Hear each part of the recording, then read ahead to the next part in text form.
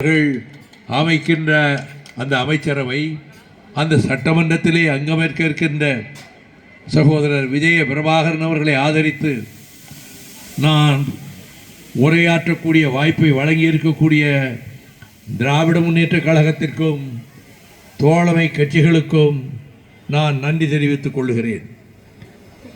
5 ஆண்டு கால திராவிட முன்னேற்ற கழக ஆட்சியில் எந்த மாநிலத்திலும் இல்லாத திட்டங்கள், எந்த மாநில முதலமைச்சரும் கொண்டு வர முனையாத திட்டங்களை அன்பு சகோதரர் மாண்புமிகு தளபதி ஸ்டாலின் அவர்கள் சுயமரியாதை, சமூக நீதி, சமத்துவம், சகோதரத்துவம், மதச்சார்பின்மை, கூட்டாட்சி கருத்தியல் ஆகியவற்றை கொள்கையாக வைத்து கலைஞர் மகளிர் உரிமை திட்டம், கட்டணமில்லாத விடியல் பயணம், அன்பு தாய்மார்கள், சகோதரிகள், மகளிர் எந்த இடத்துக்கு செல்ல வேண்டுமானாலும் பேருந்தில் கட்டணம் இல்லாமல் பயணிக்கலாம் என்ற திட்டத்தை இந்தியாவில் எந்த மாநிலத்திலும் எந்த அரசும் கொண்டு வராத திட்டத்தை நிறைவேற்றி வரும்.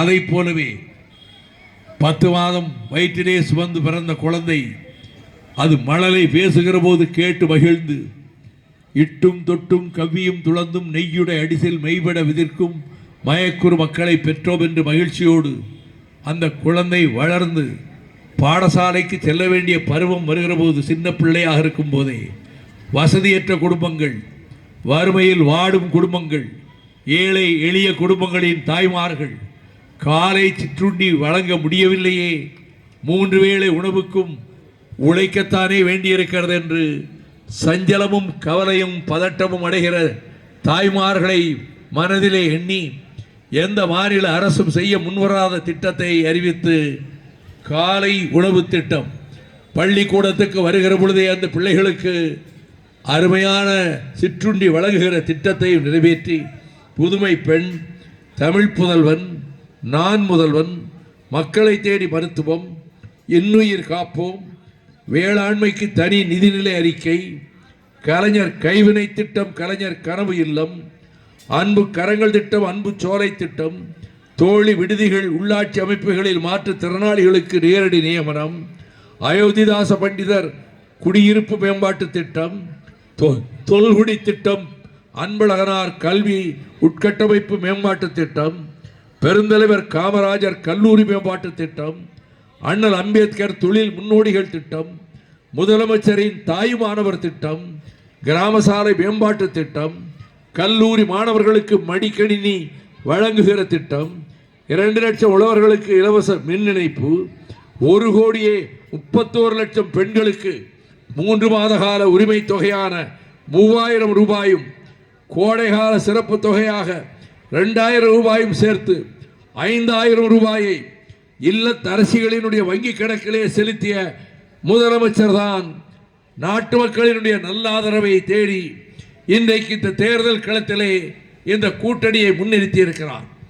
இந்த தேர்தல் களத்தில் போட்டியிடுகிற திராவிட முன்னேற்ற கழக தலைமையிலான முற்போக்கு கூட்டணி, மதச்சார்பற்ற முற்போக்கு கூட்டணி வேட்பாளர்கள் மிகப்பெரிய வெற்றியை பெற்று 200 இடங்களுக்கு மேலே இந்த கூட்டணி ஜெயிக்கும். அதில் திராவிட முன்னேற்ற கழகம் தனிப்பெரும்பான்மை பெறும். திராவிட முன்னேற்ற கழகம் தன்னுடைய பெரும்பான்மையிலேயே ஆட்சி அமைக்கும். இது என்னுடைய கருத்து. DMK will form its own government on its own. கூட்டணி கட்சிகளும் வெற்றி பெறும்.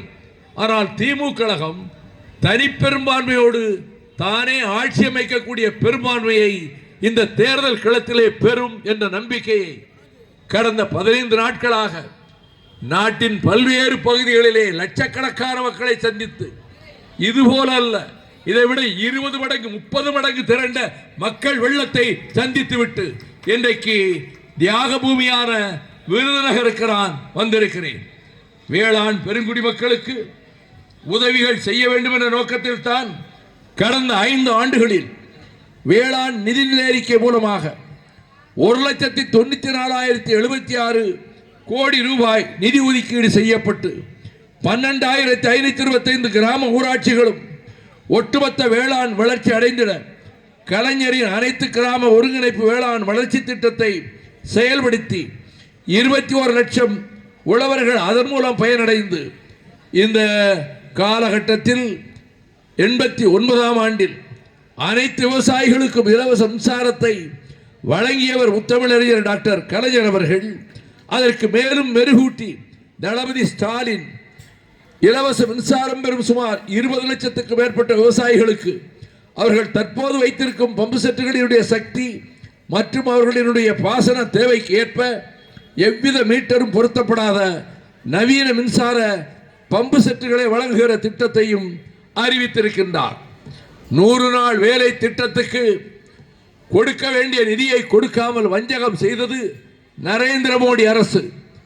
ஆனால் தமிழ்நாட்டு நிதியை கொண்டே பல்வேறு திட்டங்களை நிறைவேற்றியிருக்கக்கூடிய நம்முடைய முதலமைச்சர் அவர்கள் இனி வருகிற ஆட்சி காலத்திலும் 100 நாள் திட்டத்தை இன்னும் அதிக நாட்களை சேர்த்து அதை செயல்படுத்துகிற வேளையில் நான் விவசாய பெருமக்கள் சார்பாக முதலமைச்சருக்கு கோரிக்கை வைத்திருக்கிறேன்.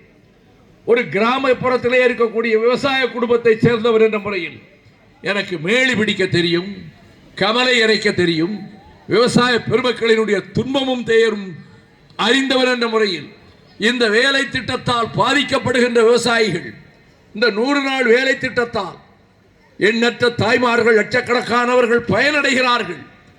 அவர்கள் வீட்டிலே அடுப்பு எரிகிறது. அதே நேரத்தில் விவசாயிகளுக்கு வேலைக்கு ஆள் கிடைக்காமல் விவசாயம் செய்ய முடியாமல் தவிர்த்து துன்புறுகிறார்கள் என்பதனால் இனி நிறைவேற்றப்படுகிற திட்டத்தில் 50 விழுக்காடு 50% விவசாய பணிகளுக்காக ஒதுக்கப்படுமானால் அதே விவசாயிகள் இந்த 100 நாள் வேலை திட்டத்துக்கான ஊதியத்தை அங்கு வேலை பார்க்கிறவர்கள் பெற, அவர்களுக்கும் பயிர் வளர, அறுவடை செய்ய அவர்களுடைய துயரமும் தணிக்கப்படும் என்ற வகையில் திட்டத்தை அப்படி நிறைவேற்றுவார் என்ற நம்பிக்கையோடு உங்கள் நான் நிற்கிறேன். விருதுநகர் தொகுதியில் அன்றைக்கு சிவகாசி நாடாளுமன்ற தொகுதி என்ற அடிப்படையில் 98ஆம் ஆண்டிலும் 99ஆம் ஆண்டிலும் இந்த தொகுதியிலே நாடாளுமன்ற உறுப்பினராக தேர்ந்தெடுக்கப்பட்டவர் என்ற முறையில் நான் இந்திய உபகண்டத்தில் எந்த நாடாளுமன்ற உறுப்பினரும் செயல்படுத்தாத திட்டங்களை இந்த தொகுதியிலே நிறைவேற்றியவன் என்ற தகுதியோடு இந்த மேடையிலே நின்று கொண்டிருக்கிறேன். தாய்மார்களுக்கு ஞாபகப்படுத்துகிறேன். ஆம், மஞ்சள் காமாலை, கொடிய மஞ்சள் காமாலை, அந்த ஹெப்படைட்டிஸ் பி என்கின்ற அந்த நோய் வந்தால் குழந்தையை காப்பாற்ற முடியாது. வயது 30-40 வயதுக்கு மேலே ஆனாலும் கூட அந்த நோய் இருந்தால் காப்பாற்ற முடியாது. அதனால் அதற்கு தடுப்பூசி போட வேண்டும் என்று திட்டமிட்ட போது ஒரு தடுப்பூசி 450 ரூபாய் என்று கட்டணம் வசூலிக்கப்பட்ட காலத்தில் 3 தடுப்பூசிகள் போட வேண்டும். வருகிற குழந்தைகளுக்கு முதலில் போட்டு 1 மாதம் 5 மாத காலம் கழித்து ஒரு தடுப்பூசி, அதற்கு 1 மாத காலம் கழித்து தடுப்பூசி.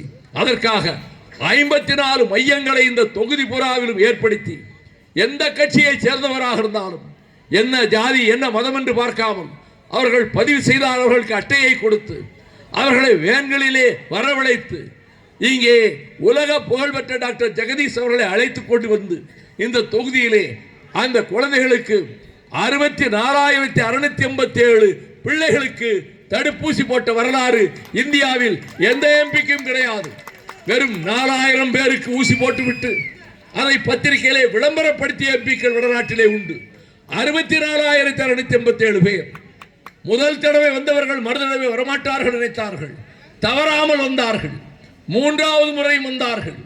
அதன் பலனாக இந்தியாவிலேயே எங்கும் இல்லாத அளவுக்கு அந்த திட்டம் நிறைவேற்றப்படுவதற்கு 100க்கும் மேற்பட்ட டாக்டர்களையும் தாதி பெண்களையும் அழைத்து கொண்டு வந்து சும்மா இருக்க இல்லையா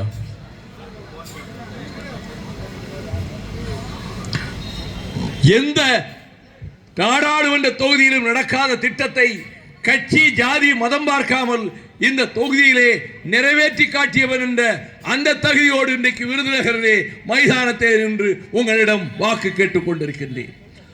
அதை போலவே உடல் ஊனமுற்றோர் இந்த சிவகாசி தொகுதியில் அன்று 25,000க்கு மேற்பட்டவர்கள் உடல் ஊனமுற்றவர்கள். நான் போகிற ஊர்களிலே எல்லாம் 10 பேர் 15 பேர் உடல் ஊனமுற்றவர்களை பார்த்து இவர்களுக்கு ஒரு பரிகாரம் செய்ய வேண்டுமே என்று திட்டமிட்டு பாரதி இன்ஸ்டிடியூஷன்லே இருந்து அவர் டாக்டர் ஜெகதீஷ் அவரோடு சேர்ந்த குழுவினரும் வர இந்த சிவகாசியிலே முகாம் அமைத்தாலும் உடல் ஊனமுற்றவர்கள் வந்த அனைவரையும் சோதித்து அவர்களை அதிகமாக இங்கே சிகிச்சை செய்ய முடியாது. இங்கே கிட்டத்தட்ட 10,000 பேருக்கு மேல் அறுவை சிகிச்சை நடந்தது. இங்கே முடியாது, பாடி இன்ஸ்டிடியூட்டுக்கு திருப்பதிக்குத்தான் வர வேண்டும் என்று சொல்கிற போது அவர்கள் பெயர்களை பதிவு செய்து ரயில்வே கட்டணம் அவர்களுக்கு பாதிதான், மீதி கட்டணத்தை என்னுடைய சொந்த பொறுப்பிலே இருந்து அவர்களுக்கு கட்டணம் செலுத்தி அனுப்பி வைத்து 13,000 பேர் நடக்க முடியாமல் இருந்தவர்களை நடக்க வைத்து அந்த சாதனையும் செய்து கொடுத்தேன் என்ற தகுதியோடு தான் நான் இந்த கூட்டத்திலே நின்று பேசிக் கொண்டிருக்கிறேன். பெருந்தலைவர் காமராஜர் அவர்களுக்கு 3 கடல்கள் ஒன்றை ஒன்று தழுவிக்கொள்ளுகிற முக்கடல் சங்கமமாம் குமரி முனையில் மணிமண்டபம் அமைக்க வேண்டும் என்று அந்த குமரி மாவட்ட மக்கள் ஒரு சேர எழுந்து அந்த கோரிக்கையை வைத்த போது மணிமண்டபம் கட்ட அனுமதி இல்லை, சுப்ரீம் கோர்ட் தீர்ப்பிருக்கிறது என்ற கேள்விப்பட்டவுடன் குமரி மாவட்டத்திலே பெரும் போராட்டமும் கிளர்ச்சியும் ஏற்பட்டது. நான் அப்பொழுது பிரதம அமைச்சராக இருந்த அடல் பிகாரி வாஜ்பாய் அவர்களிடம் சென்று இந்த நாட்டின் ஒப்பற்ற தலைவராகிய காமராஜர் அவர்களுக்கு கன்னியாகுமரி முனையில் மகாத்மா காந்தியினுடைய நினைவாலயத்துக்கு பக்கத்திலேயே அவருக்கு மணிமண்டபம் கட்ட நீங்கள் அனுமதி தர வேண்டும். அனுமதி இல்லை என்று கேள்விப்பட்டு குமரி மாவட்ட மக்கள் கொந்தளித்து போயிருக்கிறார்கள். நாளை மறுநாள் பந்த் நடத்த இருக்கிறார்கள். மொத்த தமிழகமும் இதனால் சீறி எழுகிறது. நீங்கள் இதற்கு அனுமதி கொடுக்க வேண்டும் என்று சொன்னவுடன் துறை அமைச்சர் சுரேஷ் பிரபு அவர்களை தொலைபேசியில் அழைத்து வைகோவை அனுப்பி வைக்கிறேன், அந்த கோரிக்கையை நிறைவேற்றி விடுங்கள் உடனடியாக என்றார். நான் அமைச்சரை பார்க்க சென்றேன். அதிகாரிகள் வந்திருந்தார்கள். சுப்ரீம் கோர்ட் தீர்ப்பிருக்கிறது, கடற்கரையிலே இருந்து 500 மீட்டர் அளவுக்குள் எந்த கட்டிடமும் இந்தியாவிலே கட்ட அனுமதி கிடையாது என்று ஒரு தீர்ப்பு இருக்கிறது என்று சொன்னபோது சுரேஷ் பிரபு சொன்னார், சுப்ரீம் கோர்ட் தீர்ப்பை பின்னால் பார்த்துக் கொள்ளலாம், நாடு போற்றுகின்ற ஒரு தலைவருக்காக பிரதமர் உத்தரவிட்டிருக்கிறார், வைகோவின் கோரிக்கையை நிறைவேற்றி வைக்க வேண்டும் என்று சொல்லி என்று. அதற்கு பிறகு சட்டசபையில் முதலமைச்சராக இருந்த டாக்டர் கலைஞர் அவர்களிடத்தில் கன்னியாகுமரியிலே மணிமண்டபம் காமராஜருக்கு கட்டப்படுமா என்று ஒருவர் கேள்வி எழுப்பிய போது அவர் சொன்னார், உறுதியாக கட்டுவதற்கு அனுமதி கிடைக்கும் என்று தம்பி வைகோ சொல்லி இருக்கிறார். சொன்னவருடைய வார்த்தையை பார்க்கிற போது நிச்சயமாக அது நிறைவேறும் என்று நம்புகிறேன் என்றார். மறுநாள் 10 மணிக்கு அந்த உத்தரவை பெற்று பந்த் நடத்துவதற்கு காத்திருந்த குமரி மாவட்ட மக்களிடம் தகவலை சொல்லி அந்த பந்த் ரத்து செய்யப்பட்டு மணிமண்டபமும் அங்கே கட்டப்பட்டு விட்டது. இதனை சமீபத்தில் ஜாதியின் பெயரால் சண்டை போடாதீர்கள், மதத்தின் பெயரால் மோதாதீர்கள், மதத்தின் பெயரால் இரத்த கலரை ஏற்படுத்துவதற்கு வடபுலத்திலே இருந்து ஒரு ஆதிபத்திய கூட்டம் அங்கே நடக்கிற இந்து முஸ்லிம் கலவரத்தை போல முஸ்லிம் சமுதாய மக்களை அடித்து கொன்று பல இடங்களிலே இரத்த கலரை ஏற்படுத்தியதை போல தமிழ்நாட்டிலும் அப்படிப்பட்ட அபாயத்தை ஏற்படுத்த துடித்துக் கொண்டிருக்கிறது ஒரு கூட்டம் என்ற நிலையில் அதை தடுத்து நிறுத்துகின்ற வகையில் தான் இந்த காமராஜருடைய பெயர் சொல்லுகிற இந்த மாவட்டத்தில், விருதுநகர் மாவட்டத்தில் இன்றைக்கு நான் இதை சொல்ல விரும்புவதற்கு காரணம், இந்த விருதுநகருக்கு தேவையான பலவற்றை செய்து கொடுத்திருக்கிறேன். அதனால் தான் நான் தோற்ற நேரத்தில் கூட, கடந்த முறை நான் தோற்று போன போது கூட விருதுநகரிலே இருக்கக்கூடிய மக்கள் எனக்குத்தான் அதிக வாக்குகளை தந்தார்கள். அப்படிப்பட்ட நன்றி உணர்வோடு தான் இங்கே வாழ்கிற மக்கள், இஸ்லாமிய சமுதாயமாகட்டும், இந்துக்கள், வைணவர்கள், சைவர்கள், பல்வேறு சமய நம்பிக்கை உடையவர்கள், பகுத்தறிவு பேசுகிறவர்கள் ஒற்றுமையாக இருக்கக்கூடிய நிலையை உருவாக்க வேண்டும் என்ற உணர்வோடு தான் இந்த விருதுநகரிலே அப்படிப்பட்ட அமைதி தவழ்கிறது. எதிர்காலத்திலும் தமிழகத்திலே அப்படிப்பட்ட அமைதி நிலவ வேண்டும். இந்த விருதுநகரிலே இருந்து கொல்லத்துக்கு செல்கிற பாதை குறுகிய ரயில் பாதையாக இருக்கிறது. ரயில்களிலே அகல ரயில் பாதையில் உள்ள ரயில்கள் போக முடியாது, பொருட்களை வண்டிகளிலே ஏற்றி அனுப்ப முடியாது. இதற்கு அகல ரயில் பாதை வேண்டும் என்று பல வருடங்களாக வியாபாரிகள் சங்கம் தீர்மானம் போட்டது, வர்த்தக சங்கம் தீர்மானம் போட்டது. ஆனால் யாரும் அதை நிறைவேற்ற முன்வரவில்லை. இது சாத்தியப்படாத திட்டம். இது பொருளாதார ரீதியில் லாபம் தராத திட்டம். எனவே இந்த அகல ரயில் பாதை கிடையாது என்று முடிவெடுத்திருந்த நேரத்தில் நான் பிரதமர் வாஜ்பாய் அவர்களிடத்தில், ஆமா ஒரு 2 நிமிஷம் சும்மா இருக்கீங்களா, நான் தொண்டை தண்ணியை கொடுத்து பேசிட்டு இருக்கேன், என் ஆவியை கொடுத்து பேசிட்டு இருக்கேன். நான் சும்மா பேசிட்டு போனதுக்காக இல்லை. நான் தமிழ்நாட்டுக்கு நான் செய்திருக்கிற சேவைகள், இந்த தமிழ்நாட்டு உரிமைகளை காப்பதற்காக நான் எத்தனை முறை சிறை சென்றிருப்பேன். தமிழ்நாட்டு வாழ்வாதாரங்களை காப்பாற்ற, ஸ்டெர்லைட் நாசகார நச்சாலையை விரட்டி அடிக்க 15 ஆண்டுகள் போராடி, நீதிமன்றத்திலும் போராடி அந்த ஆலையை விரட்டி அடித்த தகுதியோடு தான் இன்றைக்கு விருதுநகர் வீதியில் வந்திருக்கிறேன். பென்னிக்கு கட்டிய முல்லை பெரியாறு அணை உடைக்கப்படும் அபாயம் நேர்ந்த போது 5 மாவட்ட விவசாயிகளின் வாழ்வு அடியோடு பாழாகிவிடும், பஞ்ச பிரதேசமாகும் பாண்டிய மண்டலம் என்ற ஆபத்தை நீக்குவதற்காக 6 முறை உண்ணாவிரதம், 3 முறை நடைபயணம், 5 முறை மறியல் போராட்டம், நீதிமன்றத்தில் தொடர்ந்து வழக்காடல் என்ற முறையில் அந்த பெல்லிக்கு கட்டிய அணை பலமாக இருக்கிறது. 142 அடி வரை தண்ணீரை உயர்த்தி கொள்ளலாம். மேலும் பேபி அணையை பலப்படுத்தி 152 அடி வரை தண்ணீரை உயர்த்தி கொள்ளலாம் என்ற தீர்ப்பை பெற்றுக் கொடுத்தேன். அந்த தண்ணீர் இல்லாவிட்டால் மதுரை மாநகரில் இருக்கக்கூடிய மக்களுக்கு குடிக்க தண்ணீர் கிடைக்காது. அதனால் தான் மதுரை வீதியிலே நடந்த போது எல்லா வீதிகளிலும் வீடுகளில் இருந்த தாய்மார்கள் வந்து பூக்களை தூவி வாழ்த்தி உன் போராட்டம் வெற்றி பெறட்டும் என்று அனுப்பினார்கள். நான் கட்சி கொடி கட்டி கொண்டு போகவில்லை, நான் கட்சியின் பெயரை கூட சொல்லவில்லை. அப்படித்தான் இந்த முல்லை பெரியாறு அணையை பாதுகாத்ததை போலவே தான் நெய்வேலி நிலக்கரி நிறுவனம் 37,000 தொழிலாளர்களுக்கு வாழ்வு கொடுக்கிற நிறுவனம், காமராஜர் காலத்தில் நேருவால் திறக்கப்பட்ட அந்த நிறுவனம் வடநாட்டு பெருமுதலாளிகளுக்கு பங்குகளை விற்பதற்கு அரசு முடிவெடுத்த போது எல்லோரும் போராடினார்கள். ஆனால் முடிவை மாற்ற இயலவில்லை. கம்யூனிஸ்டுகள் உள்ளடங்கிய 24 தொழிற்சங்கங்கள் என்னிடம் கோரிக்கை மனு கொடுத்தார்கள். நான் வாஜ்பாய் பிரதமராக இருந்தார், அவரிடம் வீட்டுக்கே சென்றேன். இது எங்கள் பூமி, நெய்வேலி இருக்கிற இடம், அதை ஏன் நீங்கள் முதலாளிகளுக்கு விற்பதற்கு ஏற்பாடு செய்கிறீர்கள், பங்குகளை விற்க தவறான முடிவெடுத்திருக்கிறீர்கள் என்று. இது கேபினட் டிசிஷன், இதை மாற்ற முடியாது என்றார். இதை மாற்ற முடியாது, அநீதியாகும். நான் உங்களுடைய சுவீகார புத்திரன் என்று போய் நீங்கள் பீகாரிலே பேசினீர்கள். நான் பிறந்த பொன்னாடாகிய செந்தமிழ்நாட்டுக்கு நன்மை செய்தவனாக இருக்க வேண்டும் என்று விரும்புகிறவன். இந்த கோரிக்கையை நீங்கள் நிறைவேற்றுங்கள் என்றவுடன் அவர் மனம் நெகிழ்ந்தவராக, சரி எங்க அரசு கேபினட் முடிவை மாற்றுகிறேன், நெய்வேலி நிலக்கரி நிறுவனத்தின் பங்குகள் விற்கப்பட மாட்டாது என்று மறுநாள் அறிவித்தார்.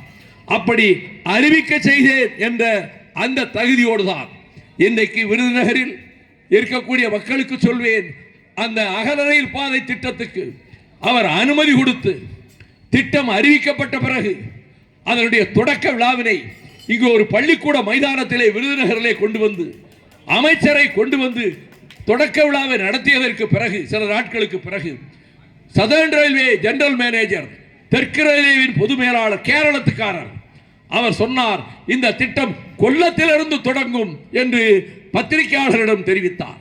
நான் தொலைபேசியில் அழைத்தேன். உங்களுக்கு என்ன தைரியம் இருந்தால் இப்படி சொல்வீர்கள்? திட்டத்தை பிரதமரிடம் சொல்லி ரயில்வே அமைச்சர் மூலம் பெற்றுக் கொடுத்தவன் நான். விருதுநகரில் இருந்துதான் திட்டம் தொடங்கப்பட வேண்டும். உங்களுக்கு யார் இந்த அதிகாரத்தை கொடுத்தது என்று மறுநாள் ரயில்வே அமைச்சரிடம் டெல்லியில் சென்று இதை கூறிய மாத்திரத்தில் அவர் ஆத்திரப்பட்டு, நாளை 11 மணிக்கு சதர்ன் ரயில்வே ஜிஎம் இங்கே வந்து உட்கார வேண்டும், ரயில்வே போர்டு மெம்பர்கள் வந்து உட்கார வேண்டும், வைகோவும் வந்து இருப்பார் என்று மறுநாள் 11 மணிக்கு கூட்டத்தை போட்டு இந்த திட்டம் பிராட்கேஜ் ரயில்வே திட்டம் விருதுநகர் டு கொயிலோன், இது வைகோவினுடைய முயற்சியினால் வழங்கப்பட்ட திட்டம். விருதுநகரில் இருந்து தான் திட்டம் தொடங்கும், நீங்கள் கூறியது தவறு, இனிமேல் இந்த தவறை செய்யாதீர்கள் என்று சொன்னபோது 35 கோடி ரூபாய் தானே நீங்கள் ஒதுக்கி இருக்கிறீர்கள், எப்படி திட்டத்தை விரைவில் நிறைவேற்ற முடியும் என்று இங்கு மட்டுமல்ல சிவகாசியைச் சேர்ந்த ஒரு பெரிய தொழில் அதிபர், பெயரை சொல்ல விரும்பவில்லை, அவர் எல்லோரும் கூடியிருந்த வர்த்தகர் சங்க கூட்டத்தில் நான் போயிருந்தேன். 25 கோடி 30 கோடி ஒதுக்கிறார், இன்னும் 35 வருஷமாகும், இது எந்த காலத்தில் இந்த திட்டம் வரப்போகிறது என்று கிண்டல் பேசினார். நான் பதில் ஒன்றும் சொல்லவில்லை. நான் அமைச்சரிடம் சொன்னேன், இப்படி கேலி பேசுகிறார்கள் சிலர் என்னுடைய திட்டத்தை பற்றி என்று. அவர் என்ன சொன்னார் தெரியுமா?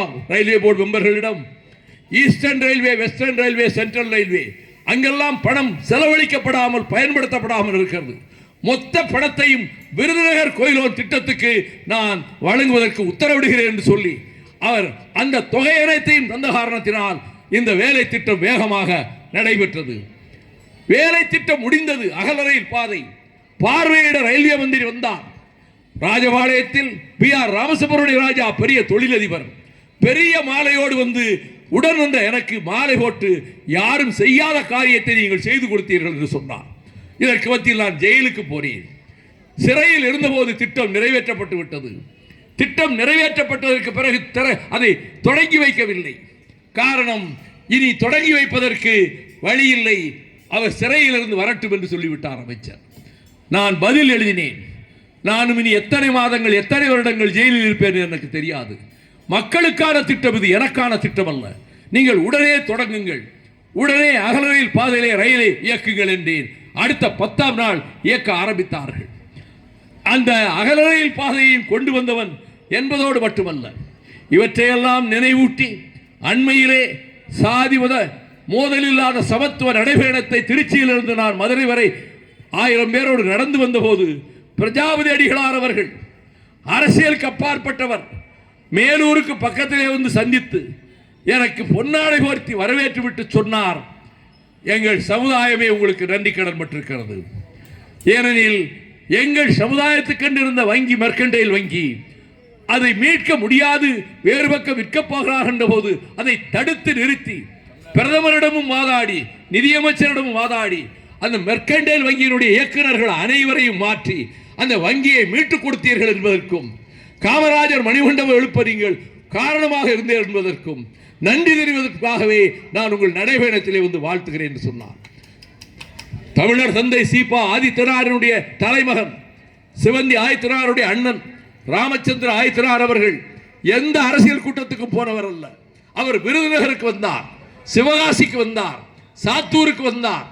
அவர் பேசினார், என் தந்தையார் போட்டியிட்ட போதே நான் ஓட்டு கேட்க போகாதவன், ஆனால் இந்த சமுதாயத்தினுடைய உரிமையான மெர்கண்டைல் வங்கியை மீட்டுக் கொடுத்தவர் அன்பு சகோதரர் வைகோ என்பதற்காக நான் அவருக்கு ஆதரவாக ஓட்டு கேட்டு வந்திருக்கிறேன் என்று விருதுநகரிலும் சாத்தூரிலும் சிவகாசியிலும் பேசிவிட்டு போனார். ஆகவே இந்த தொகுதிக்கு செய்திருக்கக்கூடிய நல்ல காரியங்களை எண்ணி பிரதிபலன் எதிர்பார்த்து நான் செய்யவில்லை. தமிழ்நாட்டு உரிமைகளுக்காக, தமிழ்நாட்டு வாழ்வாதாரங்களுக்காக நான் போராடி கொண்டிருக்கிறேன். விஜய பிரபாகரன் என்ற அற்புதமான பெயரை கேப்டன் விஜயகாந்த் சூட்டினார். அவரை பாராட்டுகிறேன். அவர் தமிழ் ஈழத்தின் மீது பற்று கொண்டிருந்தார். தமிழ் ஈழத்தினுடைய நாயகன் தேசிய தலைவர் பிரபாகரன் மீது பற்று கொண்டிருந்தார். அதனாலே கேப்டன் பிரபாகரன் என்ற ஒரு படத்தையும் தயாரித்தார். தன்னுடைய மகனுக்கு விஜய பிரபாகரன், அதாவது வெற்றி பெறும் பிரபாகரன் என்ற பெயரையும் சூட்டினார். பெயருக்கு ஏற்ற வெற்றியை நீங்கள் வழங்குவீர்கள், முரசு சின்னத்தை ஜெயிக்க வைப்பீர்கள் என்ற நம்பிக்கையோடு அமைந்த கூட்டத்திற்கும் ஏற்பாடு செய்தவர்களுக்கும் நன்றி கூறி விடைபெறுகிறேன். வணக்கம்.